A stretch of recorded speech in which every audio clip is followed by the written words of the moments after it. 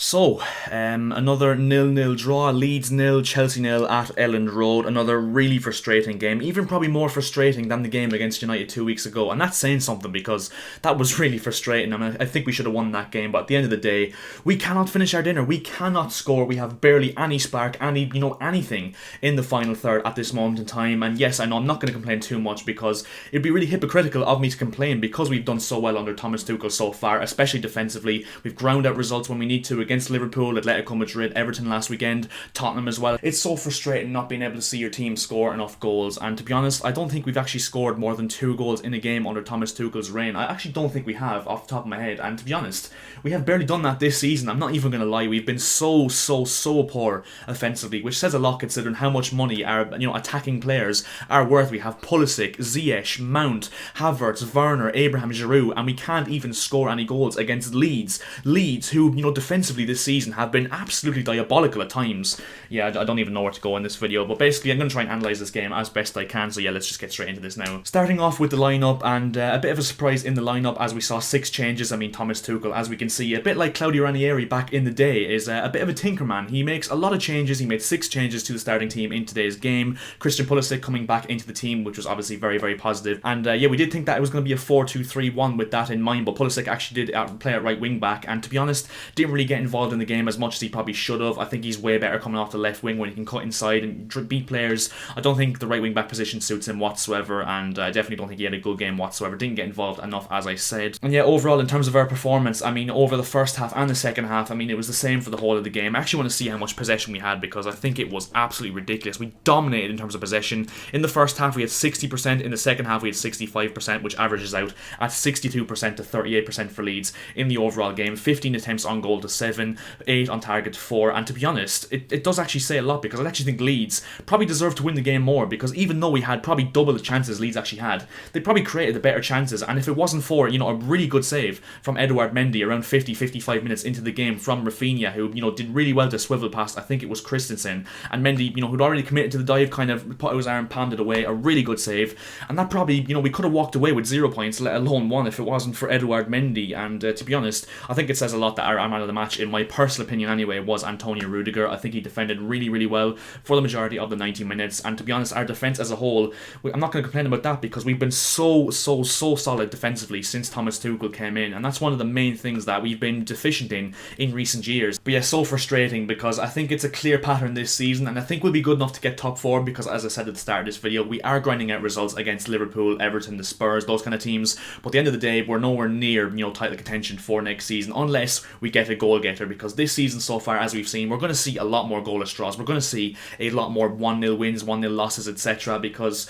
as good as we are defensively, I mean, it doesn't look like we can actually be, broken that much defensively, which is obviously a massive positive. But if you don't score enough goals, there's going to be some games where you can't break teams down like we saw today, and yeah, we're going to have a lot of 0-0 draws, and that is why I think we'll pick up enough points, I think, to get into the top 4 come the end of the season. But if we have realistic ambitions of challenging for the title, let alone winning it next season, we're going to have to get a goal getter because yes, Kai Havertz in a false 9 can work, but at the same time, we don't have a single player in our squad who's going to get us 20 goals over the course of a season. I mean, you can say Werner, he's good, but he's not a 20 goal a season striker. Havertz, again, he could score 20 goals a season, but he's going to be obviously playing as a false 9, which means if he was playing there, he'd mainly have to contribute in kind of, setting up the likes of the right winger and the left winger. Pulisic, he's a really good player, but not a 20 goal a season player. Mount the same, Ziyech the same, Hudson-Odoi the same. We really need an Erling Haaland type player, and yes, I know I keep going on about Haaland, and we probably won't end up signing him, but if we don't get Haaland, I think we need a winger to play off Kai Havertz and just get those 20 goals a season. I mean, a perfect example is how Liverpool played over the years, where they have a Roberto Firmino who, yes,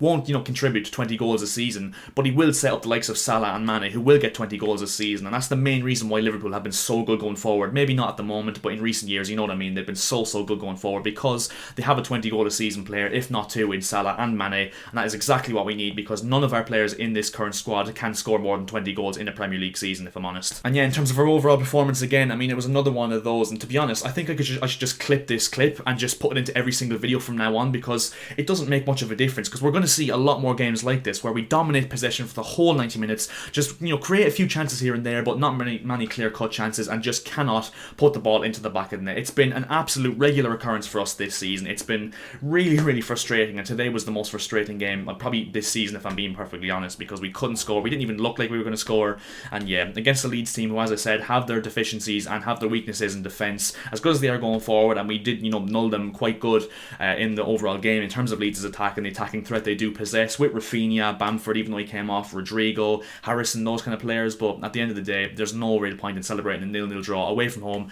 against a Leeds United team who can be, beaten. And to be honest, I think this is the main thing I could actually use to sum up this Chelsea team at this moment in time. So say, for example, if there was a rule implemented into football where if a game ends 0-0 after 90 minutes, we keep playing until, someone scores, I think Chelsea would probably hold the record, not only in England, not only in the Premier League, but probably in the world of football for the most minutes played in football, because I think if we'd still be playing right now, I don't think we would actually scored, which just goes to say something. But yeah, it's as I keep saying, so frustrating. The most, frequent word used by Chelsea fans in the last few weeks, even though, once again, I don't want to complain because we have been really, really good. We have shown very much signs of promise under Thomas Tuchel so far, so I don't want to complain too much. But yeah, it's just so frustrating the way we can't score enough goals. And yeah, I think we just lack that bit of aggression, that bit of tenacity, that bit of penetration in the final third. And so much I think you see with Chelsea, we break into the final third for teams like Leeds and those kind of teams, and we just don't know what to do for the final ball or the final shot. It's just not sharp enough. And yeah, that's what I mean. If we're going to challenge for the league next season, 110%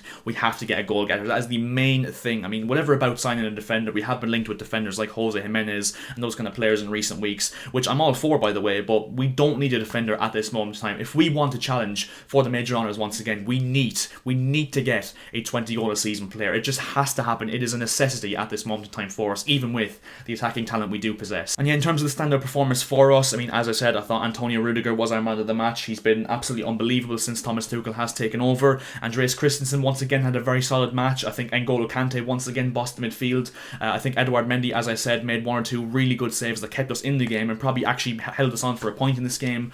Overall, I think Kai Havertz really wasn't as sharp as he was against Everton. I don't think he took his chances as much. Getting into the right positions, his spatial awareness was very good as always, but wasn't really taking his chances. But yeah, anyway, nevertheless, looking forward to the near future. We have Atletico Madrid on, I think, Wednesday night, so obviously we're going to be looking to go through to the quarterfinals of the Champions League. We're 1-0 up in that game, so hopefully we can hold on to that win. And our next Premier League game actually isn't for, I think, 3 weeks, and I think that's at home to West Brom, which surely is a winnable game for us. Surely we should be putting at least 2 or 3 past that West Brom team. And yeah, we actually don't play a game in 3 weeks, as I said, because next weekend is, we don't have a game, and then the weekend after is an international break. So hopefully we can come back after the international break against that game against West Brom, just looking sharp and just looking hungry for goals. And hopefully, yeah, we just can get over the line for top 4 and then have a good transfer window where we get that goal getter, and then we can look forward to next season. And yeah, I think that's where we're going to leave this video. So if you did enjoy this video, make sure to drop a like, because it means more to me than you lot believe. And also, if you could subscribe to the channel if you're new as well, that would be massively appreciated, because we are looking to hit 1,500 subscribers on this channel as soon as we possibly can. So if you'd hit that subscribe button right now, it would cost you absolutely nothing and would make my day. So it is very much a win-win situation. And I'll see you guys in my next video. Another just really, really frustrating performance from Chelsea. And yeah, see ya.